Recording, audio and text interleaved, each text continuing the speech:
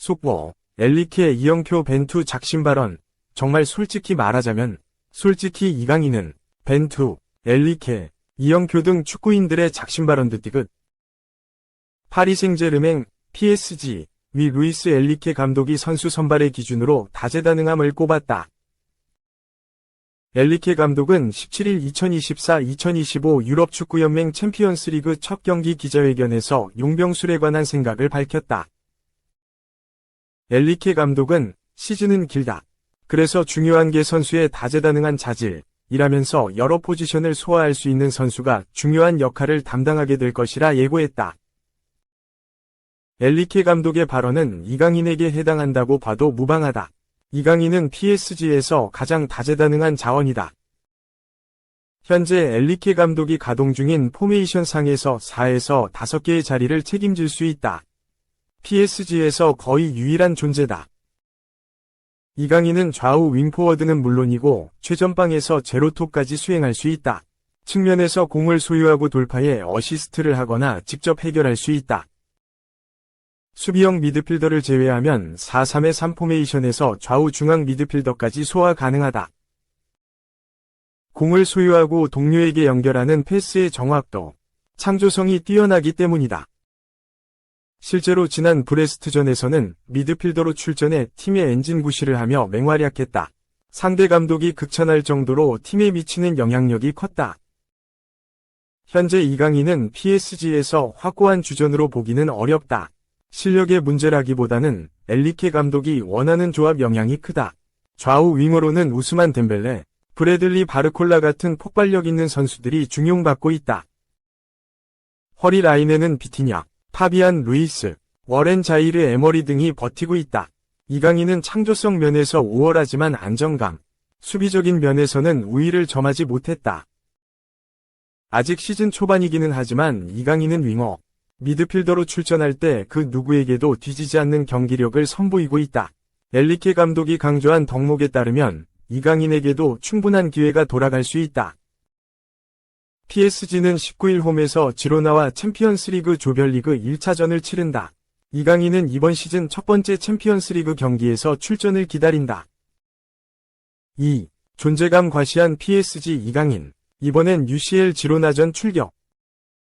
국가대표팀 소집 일정을 마치고 파리 생제르맹, PSG 프랑스으로 돌아와 존재감을 과시한 이강인이 유럽축구연맹 챔피언스리그에 나선다. PSG는 19일 오전 4시, 한국 시간, 프랑스 파리의 파르크 데 프랭스에서 지로나, 스페인을 상대로 2024-25 UCL 첫 경기를 펼친다.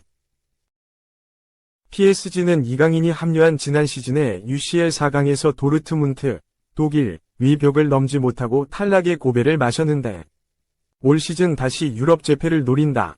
올 시즌 초반 PSG의 행보는 매우 긍정적이다. 일부에서는 주축 공격수 킬리안 음바페가 레알 마드리드, 스페인로 이적한 것을 지적하며 전력 약화를 우려했지만 PSG는 프랑스 리그 1에서 개막 후 4연승으로 선두를 질주하고 있다. PSG는 슈퍼스타를 영입하는 대신 젊고 재능 있는 선수들로 팀을 개편. 그 효과를 톡톡히 누렸다. 4경기에서 무려 16골을 폭발하는 등 화끈한 공격력을 자랑한다. 브래들리 바르콜라가 4골, 우스만 덴벨레가 3골, 이강인과 콜로 무아니가 각 2골을 넣었다. 상승세를 탄 PSG는 UCL까지 흐름을 이어가겠다는 각오다. UCL은 올 시즌부터 36개 팀으로 확대하면서 리그 페이즈 방식으로 바꿨는데 PSG는 강팀 맨체스터 시티, 아스널, 잉글랜드, 바이에른 뮌헨, 독일, 아틀레티코 마드리드, 스페인을 상대하는 등 험난한 일정을 소화해야 한다. 16강 토너먼트 직행을 위해 이겨야 할 상대는 확실히 잡아야 하므로 이번 지로나전이 매우 중요하다. PSG 주장이자 중앙수비수 마르키뇨스는 우리는 UCL에서 최대한 높이 올라가고자 한다. 고 오늘 뗀 뒤. UCL 진행 방식이 바뀌었는데 매 경기가 중요해졌다. 먼저 지로나와 경기에서 승리해야 한다. 고 필승의 각오를 전했다. 이강인도 PSG의 승리에 힘을 보탤 준비를 마쳤다. 측면 공격수와 중앙 미드필더 등 다양한 역할을 맡을 수 있는 그는 현재 팀 내 가장 좋은 폼을 보인다. 이강인은 지난 15일 브레스트와 리그 1사 라운드에서 낸 3경기 만에 선발 출전해 파비안 루이스, 주앙 네베스와 함께 중원을 책임졌다. 공격 포인트만 없었을 뿐 정확한 패스와 공격 기회 창출로 상대 미드필드를 무너뜨리는 등 인상적 활약을 펼쳤다. 발목을 다친 비티냐가 훈련에 복귀하면서 이강인의 지로나전 선발 출전 가능성은 작아 보인다. 현지 매체는 비티냐와 파비안, 네베스가 중원을 이룰 것으로 예상했다. 그 앞에 삼각편대는 중앙 공격수의 마르코 아센시오, 좌우 날개의 바르콜라와 덴벨레가 설 것으로 봤다. 그래도 이강인이 조커로 나설 여지가 있다. 이강인은 올 시즌 개막 후 선발이든 교체든 전 경기에 출전하는 등 중용받고 있다. 루이스 엘리케 PSG 감독은 지로나전에서 경기가 원하는 대로 풀리지 않을 경우 이강인을 교체 카드로 활용할 수 있다. 3. 너무 잘하는데 안타깝다. 이강인. 챔스 첫 경기 벤치 유력 오른쪽 화살표 비티냐 복귀 여파.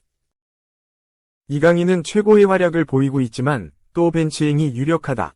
파리 생제르맹은 19일 오전 4시 이하 한국 시간 프랑스 파리에 위치한 파르크 데 프랭스에서 열리는 2024에서 25시즌 유럽 축구연맹 챔피언스리그 리그 페이즈 1차전에서 지로나와 만난다. PSG는 프랑스 리그앙 우승 자격으로, 지로나는 스페인 라리가 3위를 해 UCL 티켓을 얻게 됐다. PSG는 경기를 앞두고 비티냐가 훈련에 복귀했다. 워렌 자이르 에메리는 여전히 훈련을 완전히 소화하지 못했다. 비티냐와 자이르 에메리는 A매치 기간 동안 부상을 입어 스타드 브레스트전에 나오지 못했다. 비티냐는 복귀할 듯 보이지만 자이르 에메리는 관리 차원에서 결장할 것으로 예상된다. 지안루이지 돈나룸마도 부상 이탈했다. PSG는 15일 구단 홈페이지를 통해 스타드 브레스트전 이후 돈나룸마 부상 상황 검사를 했다. 우측 허벅지에 불편함을 느꼈고 이번 주에 치료에 전념할 것이다 고 전했다. 브레스트전에 나온 돈나룸마는 우측 허벅지에 불편함을 느껴 추후에 검사를 받게 됐다. 결론은 치료가 필요하다 였다. 이렇듯 변동사항이 있어 지로나와 UCL 첫 경기에서 선발 라인업에 소폭의 변화가 있을 예정이다. 프랑스 르 파리지앵은 지로나전에서 마테비 사포노프, 누누 멘데스, 윌리안 파초, 마르키뉴스, 아슈라프 하키미, 비티냐, 파비안 루이스, 주앙 네베스, 브래들리 바르콜라, 마르코 아센시오, 우스만 덴벨레가 선발 출전할 거라고 했다. 이강인은 언급되지 않았다. 이강인은 리그앙 1라운드를 제외하고 벤치에서 시작했다. 1라운드부터 골을 넣었고 2라운드에도 골맛을 봤으며 A매치 기간에도 좋은 활약을 하면서 물 오른 몸 상태를 과시했다. 하지만 루이스 엘리케 감독은 이강인을 선발 자원으로 고려하지 않는 듯하다. 지난 브레스트전에서 선발로 나섰는데 비티냐, 자이르 에메리 부상 여파로 미드필더로 나왔다. 이강인은 선발 풀타임을 뛰면서 승리에 공헌했다. 패스 성공률 94%, 시도 83회, 성공 78회, 기회 창출 2회, 드리블 성공 2회, 롱패스 성공 2회, 리커버리 7회, 지상 경합 승률 승리 10회, 시도 14회 등을 기록했다. 브레스투아의 에릭 로이 감독은 이강인이 인상적이었다고 말하기도 했다. 프랑스 풋 메르카토는 이강인은 PSG 미드필더 중 가장 공을 잘 다루는 선수다. 비티냐가 없는 중원에서 템포를 조절했고 라인 사이에 넣는 패스와 동료에게 정확히 주는 패스가 좋았다. 경기를 운영하는데 매우 귀중한 역할을 했다고 극찬했다. 비티냐가 돌아오자 이강인은 다시 선발에서 밀렸다. 또 벤치에서 시작할 예정이다. 어느 포지션이든 이 옵션으로 거론되는 이강인의 상황이 걱정스러운 시점이다. 4. 1충격, 첫 출전팀의 7골 허용. 요코하마 감독은 사과까지. 광주, ACL이 데뷔전서 7에서 3대승. 프로축구 K리그 1 광주FC 위 골폭풍에 일본도 충격에 빠졌다. 이정효 감독이 이끄는 광주는 17일 광주 월드컵 경기장에서 열린 2024-2025 아시아 축구연맹 챔피언스리그 리그 스테이지 1차전에서 7에서 3으로 크게 이겼다. 이로써 광주는 지난 2010년 창단 이후 처음으로 아시아 무대에 나선 뒤 첫 경기부터 기분 좋은 대승을 챙겼다. 광주에 무너진 요코하마는 일본 제2리그를 대표하는 강팀이다. 지난 시즌 요코하마는 ACL 2위 전신인 ACL에서 준우승을 차지했다. 당시 요코하마는 준결승에서 울산 HD를 잡아내고 결승에 진출했고, 결승에선 아랍에미리트 아라인과 치열한 우승 경쟁을 벌였으나 고개를 숙였다. 또 요코하마는 지난 시즌 제1리그 준우승을 기록하기도 했다. 하지만 광주의 상대가 되지는 못했다. 요코하마의 무기력한 패배에 일본 언론도 놀라움을 나타냈다. 일본 스포니치 아넥스는 지난 시즌 ACL 준우승팀 요코하마가 광주에 3에서 7대 패를 당했다. 며 광주는 ACL에 출전한 경험이 없고 K리그 중위권이지만 요코하마는 예상치 못한 대량 7실점을 기록했다고 전했다. 요코하마는 광주전에서 브라질 특급 호세 에오베르를 선발로 내세우는 등 총력을 펼쳤다. 그러나 결과는 충격적인 굴욕패였다. 경기 후 존 허친슨 요코하마 감독은 구단과 팬들, 또 선수들에게 죄송하다. 결과는 모두 내 책임이라고 사과까지 했다. 이날 광주는 초반부터 공격 축구를 앞세워 상대를 몰아붙였다. 전반 2분 아사니의 선제골로 앞서 나간 뒤 전반 15분 오후성이 정호연의 크로스를 받아 헤더 추가골을 뽑아냈다. 광주는 한 골 허용에 2에서 1로 쫓겼지만 흔들리지 않았다.